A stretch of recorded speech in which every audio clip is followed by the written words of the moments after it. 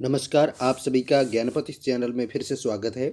आज मैं आपके लिए कक्षा 8वीं भारत की खोज इस पाठ से जो पहला पाठ है अहमदनगर का किला, इसको लेकर आया हूँ। आज हम इस पाठ में इसका सारांश पढ़ेंगे। खास करके इस सारांश में पाठ के महत्वपूर्ण बिंदुओं को हमने कवर किया है। यह पाठ आपके लिए अत्यंत महत्वपूर्ण है संपूर्ण पाठ को अच्छे से समझने के लिए, और पाठ में आए हुए जो भी प्रश्न होंगे उनको भी हम विस्तृत में फिर अंत में डिस्कस करेंगे। चलिए शुरू करते हैं। सारांश: यह नेहरू जी की 9वीं जेल यात्रा थी। वो 9वीं बार जेल यात्रा कर रहे थे। यहाँ आए उन्हें 20 मास से भी अधिक समय हो चुका था, यानी 20 मास उन्होंने वहाँ बिता दिया था। जब वे यहाँ पहुँचे थे तो अंधेरे आकाश में झिलमिलाते दूज के चाँद ने उनका स्वागत किया था। यानी दूज तिथि को वो वहाँ पहुँचे थे, तब दूज का चाँद आकाश में झिलमिला रहा था। इसके बाद जब भी चाँद निकलता तो उन्हें जेल में 1 मास बीत जाने का एहसास होता था। इसको ध्यान देना कि जब भी वो दोबारा चाँद निकलता था तो 1 मास ऐसा वो एहसास करते थे, महसूस करते थे कि इस 1 मास का समय बीत चुका है। यानी महीने में एक बार ही दूज का चाँद निकलता है। वे मानते थे कि चाँद उनके जेल जीवन का स्थायी सहचर रहा है। सहचर का मतलब होता है साथ में चलने वाला, यानी मित्र कहो।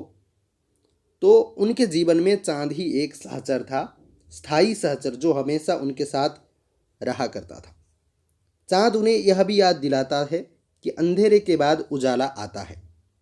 उन्हें यह महसूस होता था चाँद को देखकर कि भले मैं आज जेल में बंद हूँ अंधेरे कमरे में, कल मैं उस दुनिया में जाऊँगा जहाँ पर चारों तरफ उजाला है, चारों तरफ प्रकाश है, जहाँ चारों तरफ अवसर हैं। अतीत का भारत नेहरू जी की नज़र में, नेहरू जी ने दूसरी जेलों की तरह अहमदनगर की जेल में भी बागबानी शुरू कर दी थी। वो हर जगह बागबानी किया करते थे, तो उन्होंने वहाँ पर भी शुरू कर दी। तेज़ धूप में भी फूलों की वो क्यारियाँ बनाया करते थे। वहाँ मिट्टी पथरीली और पुराने मलबे तथा अवशेषों से भरी हुई थी।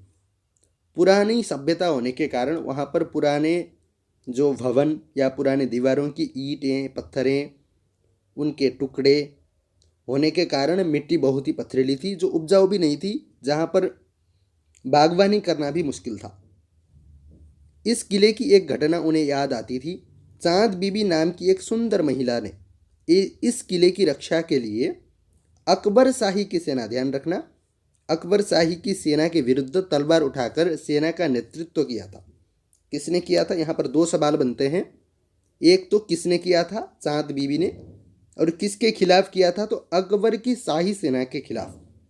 किंतु अफसोस की बात थी कि अंत में उनकी हत्या अपने ही एक आदमी के हाथों हुई थी, जो एक हिसाब से अगर कहें तो उन्होंने छुपकर हत्या कर दी थी।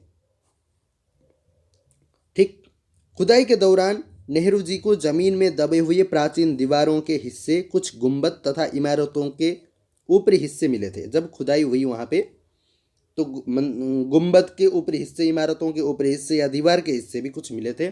इससे भी यह पता लगता था कि वो काफ़ी प्राचीन सभ्यता थी।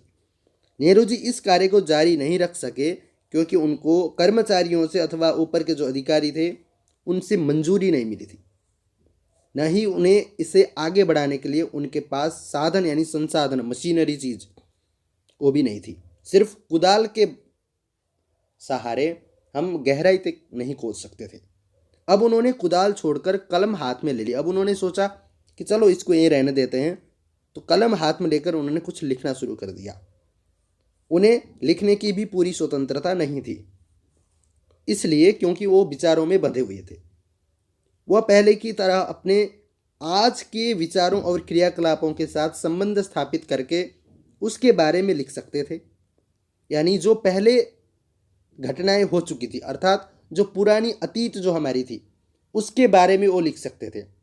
और अतीत के बारे में हम अपने मन से स्वतंत्रता पूर्वक कलम नहीं चला सकते हैं। गेटे ने एक बार कहा था, इस तरह का जो इतिहास लेखन होता है अतीत के भारी बोझ से एक सीमा तक राहत दिलाता है।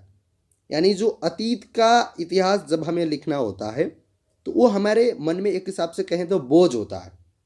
जब वो उतर जाता है तो हमें थोड़ी सी राहत मिलती है। अतीत का दबाव कभी कभी दम घोंटू होता है, खास तौर पर उन लोगों के लिए जिनकी जड़ें पुरानी सभ्यताओं में होती हैं, जैसे भारत और चीन की सभ्यताएं। भारत की तथा चीन की सभ्यताएं प्राचीन सभ्यताओं में से एक है। आखिर मेरी विरासत क्या है? मैं किन बातों का उत्तराधिकारी हूं? क्या उन सब का जिसे मानवता ने दसियों हजारों सालों के दौरान हासिल किया? उनकी विजयों, पराजयों, मानव के साहसिक कारनामों का वह बारी से, यानी नेहरू जी खुद से पूछ रहे हैं कि मेरी विरासत क्या है, मैं किन बातों का उत्तराधिकारी हूं?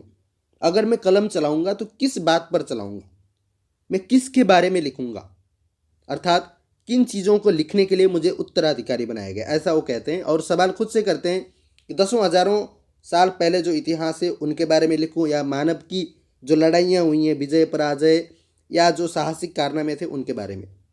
भारतवासियों की विरासत में एक खास बात है, पर अनोखी वो नहीं है, अर्थात नहीं है। यह हम सब लोगों पर विशेष रूप से लागू होती है। इस विशेषता से हमारा वर्तमान स्वरूप बना है और भावी रूप भी बनेगा।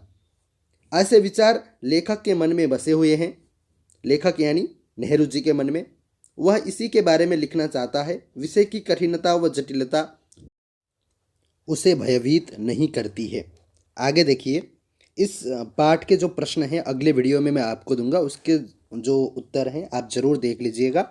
और ये सारांश था आपके लिए, इसको ज़रूर पढ़िएगा। और प्रश्न उत्तर अगर आप इनको पढ़ेंगे तो आप इस पाठ को अच्छे से समझ पाएंगे। इसके लिए मैं आपको दूसरा वीडियो लेकर आऊँगा, आपको उसका लिंक डिस्क्रिप्शन में मिलेगा। धन्यवाद।